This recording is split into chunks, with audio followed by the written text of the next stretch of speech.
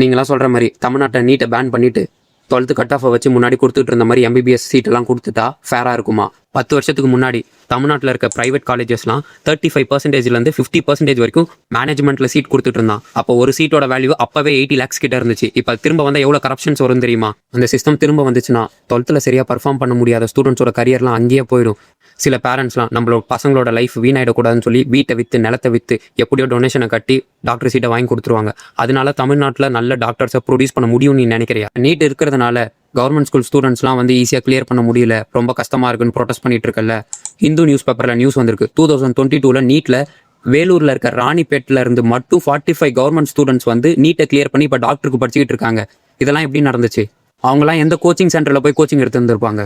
மற்ற ஃபீல்டில் ஒரு அன்ஸ்கில்டான பர்சன் வந்து தப்பு பண்ணால் அவனுக்கு வேலை தான் போகும். பட் மெடிக்கல் ஃபீல்டில் ஒரு அன்ஸ்கில்டான பர்சன் டாக்டர் ஆனால் நிறையா பேஷண்ட்டோட உயிர் போகும். தமிழ்நாட்டில் எல்லாருக்கும் தரமான கல்வி கிடைக்கணும்னு சொல்லி ப்ரொடெஸ்ட் பண்ணு.